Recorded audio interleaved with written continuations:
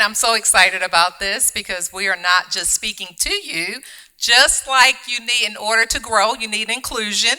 In order for us to have a successful session, we need your participation because we want to make sure that we're just not talking, but we're doing. And so we're going to come up with some solutions and we're going to talk to these dynamic ladies about some of the things they are doing. First of all, do y'all see all these beautiful women up here leading their organizations on the front line, doing some amazing things? And I was told that we are the only all female panel during this.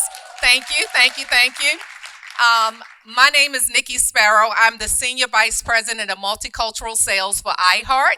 I know that's a big title because there are a lot of things that fall under there. I've been with the company for 26 years. I moved into this position 2 years ago at the height of everything that was going on. And this has truly been a blessing for me because my heart's passion and my career is now in line.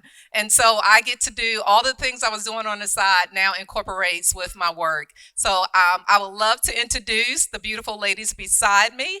Kat? Thank you. My name is Kat Addo, and I'm joining from an organization called Purpose. We are a public benefit company, a B Corp, so a prime example of business leaning into the capacity to do good. And our mission is to build and support movements to advance the fight for an open, just, and habitable world. So we partner with businesses, philanthropies, nonprofits, coalitions, governments, agencies, anybody who's trying to do good really on a range of issue spaces around the world to build impact strategies, to build compelling storytelling content that helps the world understand what issues are here and at stake, and campaigns where all of us can get involved. I'm excited to be here. Within Purpose, I founded and run our racial equity impact practice, which is dedicated to doing that same work specifically with an equity lens. So what I mean by that is that when we're doing social impact work, it's not in a race blind way, it's not in an identity blind way, but it's intentionally looking to use social impact platforms to close gaps and center marginalized perspectives. That's me. Awesome. Thank you. Bonnie? Hi, everyone. I'm Bonnie Wallace, and I'm a Senior Vice President with the Wells Fargo Foundation. The Wells Fargo Foundation is a corporate foundation. We have four primary areas of focus, and that's around financial health, housing affordability, small business, and climate and sustainability. I actually lead the financial health area of focus, and on an interim basis have been leading housing affordability until we get someone new in that position. It's been a little bit of a trial by fire, but I'm hoping I can share some information about what we're doing in that space as well. Prior to working in the foundation, I had more than 25 years in consumer lending at Citi, Wachovia, and Wells Fargo. Awesome. Pia? Good afternoon, everyone. My name is Pia Flanagan, and I'm head of mass markets at Mass Mutual, a Fortune 100 financial services company where our mission is to help more Americans secure their future and protect the ones they love. As head of mass markets, I'm very fortunate in that I get to wake up each and every day and figure out how we can help more Americans on their path to financial well-being. My team's goal is really to help Americans become more financially secure so that they can make choices that allow them to enjoy their lives and protect the ones they love and take care of the ones they love. Awesome. And as y'all have heard just from the introductions, these ladies are doing the work. And they are not just walking the walk, but they are doing the talk and probably doing the work of 3 or 4 people from hearing the descriptions of what they're doing. And so I have the pleasure today of asking them some amazing questions so they can just tell us more about what they are doing in their industry and definitely answer some of the questions that you have. So I'll start with you, Kat. How can greater financial well-being improve overall well-being? So working in social impact, you're kind of trained to see the world, the country through systems, through the dynamics. And so the reason I know that financial well-being can improve overall well-being is because we see the reverse to be true. A lack of financial well-being absolutely compromises your overall well-being. We're often working through the lens of discrete issue spaces. So a prime example that comes to mind hearing that question is, for example, the criminal justice space. if you are poor, you are more likely to be represented in the criminal justice system to begin with, to say nothing of how much more negative your outcomes are likely to be when you're going into, say, sentencing or serving a sentence or trying to reintegrate afterwards. Other sectors, you really see this very obviously as well. For example, with public health, there's something like, I think you're 2 times more likely to die of complications from COVID-19 if you live in a poor county in this country than if you live in a rich county. And we know the reasons, because it has to do with your ingoing health and ability to thrive even before there's a pandemic. The resources that you had access to for healthy foods and an exercise centric lifestyle, and all of those contributing factors.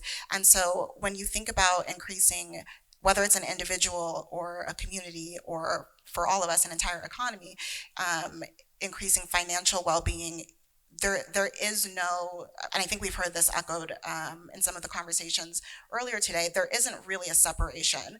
As long as the context and the backdrop is capitalism, there is no other resource, like if you don't have the money in hand for yourself, and you don't have the wealth looking ahead to your future and to the generations to come after you and your family, you just can't really participate in life to its fullest.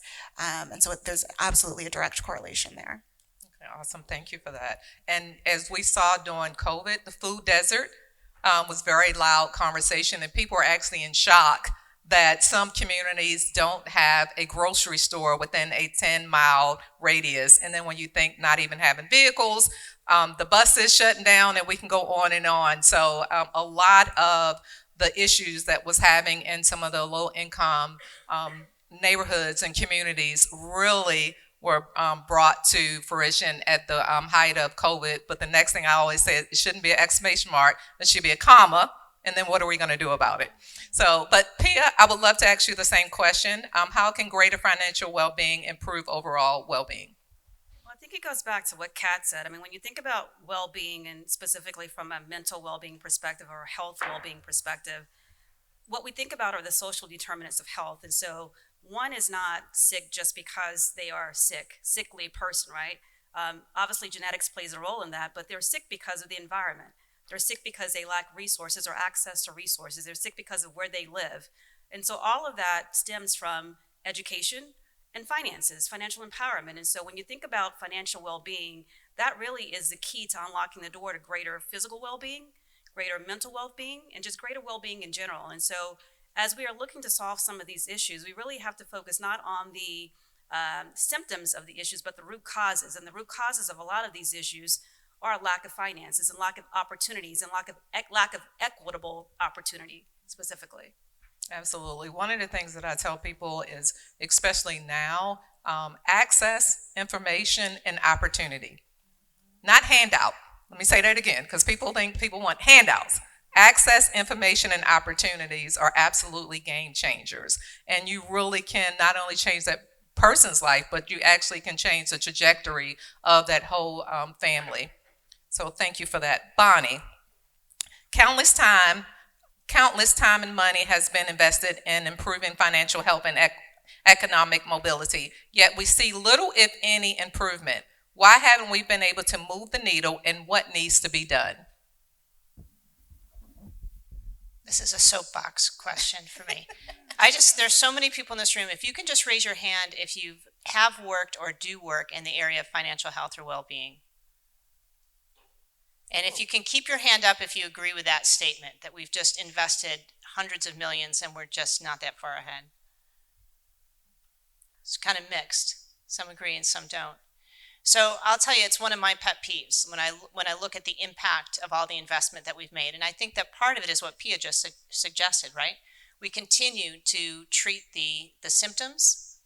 And while we're trying to get to the root causes, I don't know that we've really gotten there yet, right? So we're treating, especially 2020, 2021, we had to treat the symptoms. We were in crisis. So we continue to do some of those symptoms. I think another thing that we have kind of working against us is the narrative around poverty and this blame culture or shame culture around poverty. When we talk about financial education, and we're very deliberate to say financial education is different than financial health. Financial education is giving someone knowledge, right? But if they don't have access, if they don't have income, if they don't have the opportunity to practice what they've learned, we're not really changing their circumstances. So I've got to put that out there, that financial education is clearly something different than financial health. But when we look at those things, are we really addressing people where they are? There's this idea that someone who's living in poverty doesn't know how to manage money.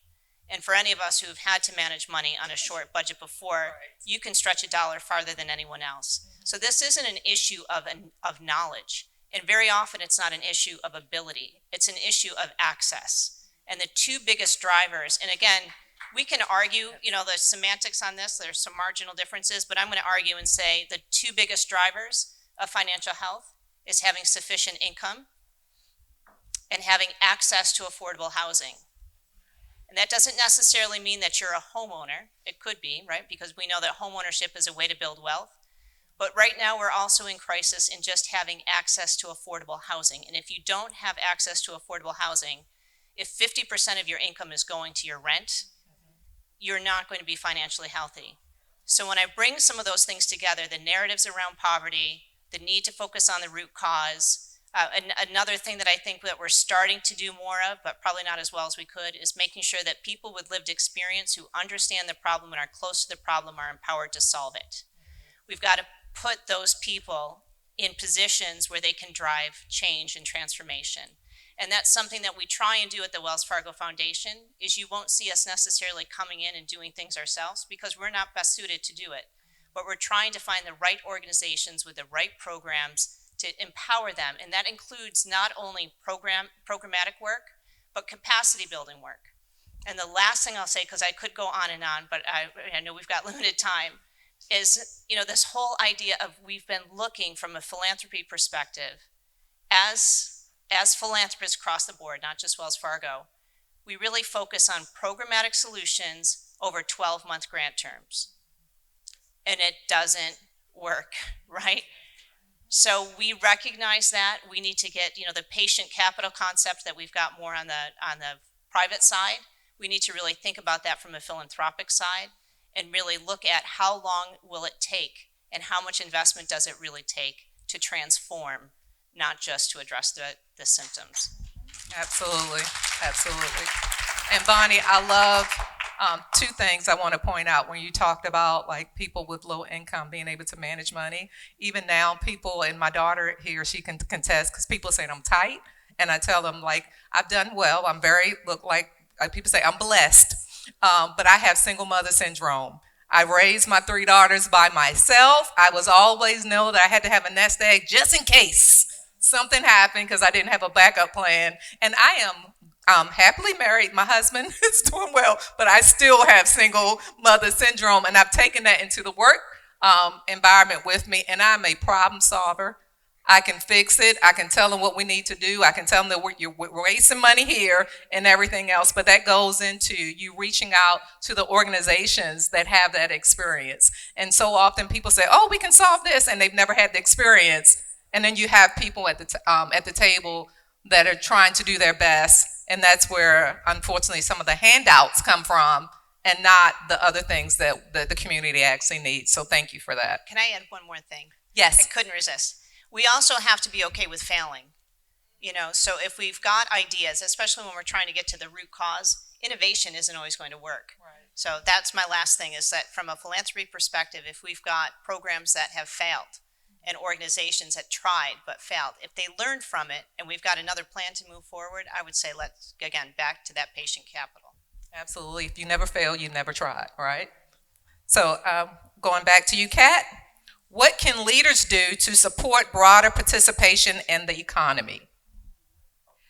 I think that, so in the first place, we're seeing that the public there's always kind of like a pall of mistrust of like, I feel sometimes that even with working in social impact, when I say that we work across sectors, people can kind of get suspicious. They have this idea that somebody who cares about social well-being and social change is strictly non-for-profit, we don't talk about money, all these kinds of things. But of course, that's not how it works.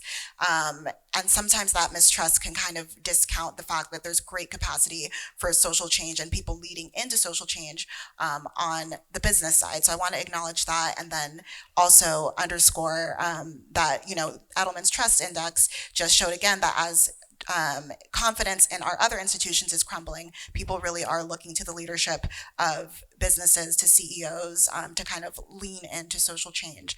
So broadly, I think that there's a very receptive, kind of space for leaders to move into in terms of how to lean into that. The folks that I see being successful do a few things. So in the first place, they think systemically rather than in silos. We've talked about it a lot at this conference, just this idea that we are necessarily interdependent on one another. If you care about growing your business, your personal wealth, the economy, you necessarily care that society is healthy, people can participate in the economy, people have their basic needs met. So this idea that, investing in social good is also investing in yourself. The more that gets centralized into the strategy, then big things start to happen. Another thing that I think the best leaders do is they invest in the margins. So even if you're saying, again, we're going to go out, we're going to make social impact, if you're doing that based on a very sort of mainstream understanding of the problem.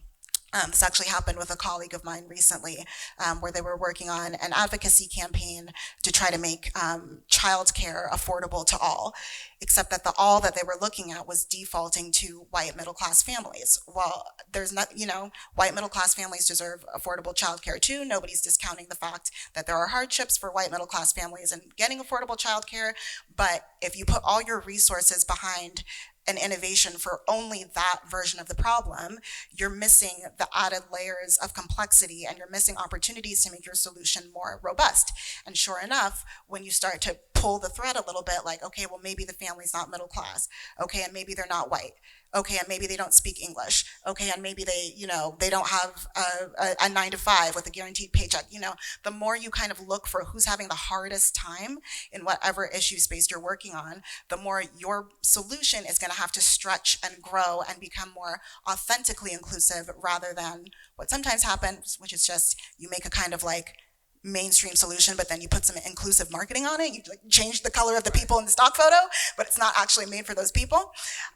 So I think that's another really important thing. And then finally, I would just say the leaders that I respect and who I've seen in our portfolio be really successful hold their social mission to the same level of rigor, visibility, comprehensiveness, and just dignity as their business mission. So they can tell you in one sentence, in one introduction, this is my business, this is why it exists, this is what we do, and this is what we do for good. And did you know that in our data, these people suffer most from this problem? And it all just becomes one interconnected mission, where it's well-resourced and it has the same level of visibility and partnership.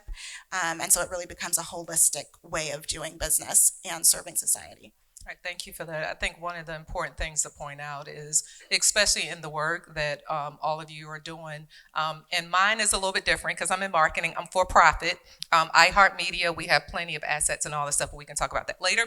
But one of the things that we talk about when people are coming to me, even when they say multicultural, the first thing I say, who are you intentionally trying to reach? Because even there, it's like multicultural and they put everybody in a pot. Are you trying to reach African Americans? Are you trying to reach Hispanics? Are you trying to reach, women? Are you trying to reach people in the pride community? It's different for each one. And to think that you can just paint that brush and get everybody, and it's, even when we're talking to clients, I say, we want to reach everybody. No. Like, all the money's good, but who are you intentionally trying to reach? And I think that's, as we're talking to business and we're talking to corporations and everything else, and when you're working on programs, it needs to be known from the start, who are you intentionally trying to reach? And if you get anybody else, then that's gravy on the top, but you need to be very intentional, because each community has a different need and definitely have a different ask. So Pia, I want to ask you the same question, but from a different lens. What can leaders do to support broader participation in the economy, but from a public policy view? Sure. So over the last, I would say, 2 years, I took a step away from my job at Mass Mutual. I was at that point in time, I was chief of staff to our CEO, and I joined a racial equity fellowship as their chief operating officer. And it's called CEO Action for Racial Equity. And this was an organization that was born out of really the George Floyd murder.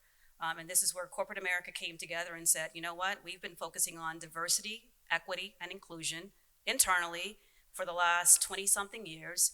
Now it's time for us to really come together, use our collective influence and power, and do something to impact societal change. And so from that effort, we have over 100 organizations and corporations across America who've come together. They have loaned talent to this organization, over 250 fellows, who day in and day out work on advancing racial equity through public policy. And so I think from that perspective, it really is, number one, an acknowledgement that we need to be doing more for society and to impact societal change. And number two, we need to do more than simply creating hashtags, tweeting on social media when these murders and other unjustly things happen to Black Americans in this country, and really involve our human capital, involve our talent, involve our subject matter experts to really try to solve these societal problems. And I think that's what the fellowship does. Each and every day we work on issues impacting Black Americans specifically because we are focused on the Black community, and that's where the need is. And to the point that John has mentioned several times over the last day and a half, a rising tide lifts all ships. But we're focusing on specifically public policy that advances education, public safety, economic empowerment, and health care for Black Americans. And we're focusing on issues such as police transparency and accountability, focusing on early childhood education, CDFI, so how can we get greater access to capital to Black businesses and entrepreneurs, focusing on telehealth, healthcare, and a host of other issues through this foundation of fellowship. We're also focusing on corporate engagement strategies. So while corporate America is doing something to advance public policy, we also want to say, you know what? We need you to also engage in complementary activities inside of your organizations to help Black businesses, to help HBCUs, and to help formerly justice-involved individuals. So we talk about the war for talent and the shortage of talent. There are a whole lot of Black men and women sitting in prison, coming out of prison each and every day, who are capable and qualified to fill the jobs that we have open in our employee workforce. And so we're looking at sort of A to Z solution, if you will, so not just internally, but also from a public policy perspective and also from a corporate engagement strategy perspective. Awesome, and congratulations. And I would venture to say, I love the clap and then stop, but I would say, let's give that a clap.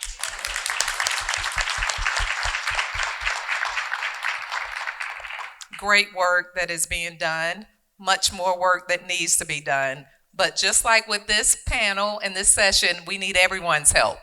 So, and then Bonnie, back to you. What are some examples of approaches that are transformative? I'm gonna pick on one. Actually, maybe I'll give two. Give us two. Okay, so one of them is anyone familiar with the Family Self-Sufficiency Program through HUD? And just a quick synopsis for those who aren't. It's a program that is designed to try and help people advance out of public housing. So if you're in public housing, 30% roughly of your income goes to your rent. If your income goes up, your rent goes up, right? So it kind of keeps you in this cycle of never getting ahead. The Family Self-Sufficiency Program from HUD was designed to help you change that. So your increase in income, instead of going to your rent, goes into an escrow account.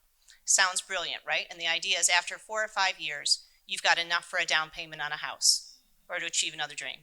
It's great, but it falls short because now you've got the savings, but do you have the credit? Have you reduced your debt? Do you know how to manage your personal finances? You know, is the rest of your situation putting you in a position where you can become a homeowner? So there is an organization that's called Compass Working Capital. What they've done is taken a very holistic and integrated approach to this program. They work directly with landlords. They get access to the tenants. They help them enroll in the program because it's an opt-in, not an opt-out. They provide them with financial counseling and all types of resident services and support. The impact that they're having is multiples higher than the Family Self-Sufficiency Program alone. So this is taking something that is essentially a public benefit, which is a good idea, but just wasn't enough, and leveraging that facility and having really kind of outrageous results in transforming people's lives. So that's one example. Another one that I'll share, and I've got some friends here from HBCU Community Development Action Coalition. Little who. Yeah. Oh, HBCUs. We love HBCUs. Yep. So, and what they're doing is that they have created kind of a consortium model where they've created a financial education and counseling program that's comprehensive. It's held together kind of with a technology platform that can be integrated into the school's information systems and programs. So that's another thing that I will tell you that we've seen a lot of success with, which is integrating financial health interventions, so financial education and financial counseling, housing interventions, into other programs and services. So it's meeting people where they are, it's solving problems for the schools, it's accessing what we really see as a catalyst for closing the wealth gap, and those are those HBCU students. And it's making their program available not only to the students, but to the administration on the campus, as well as the surrounding communities and faith-based organizations and nonprofits around there. So it's really becoming a community solution, and again, it's highly integrated. That's awesome. So, Laura, I don't know, Laura, do we have enough time for another question? So, first of all, that is absolutely amazing because, again, you have meeting someone where they are and then educating them. So then that, like, whenever you're helping someone, just like right now, I went to FAMU's graduation on Friday.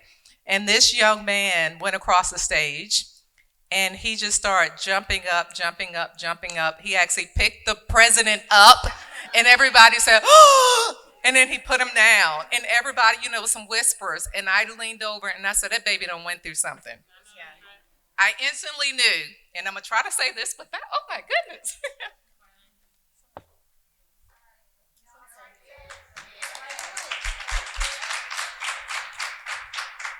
Sorry about that.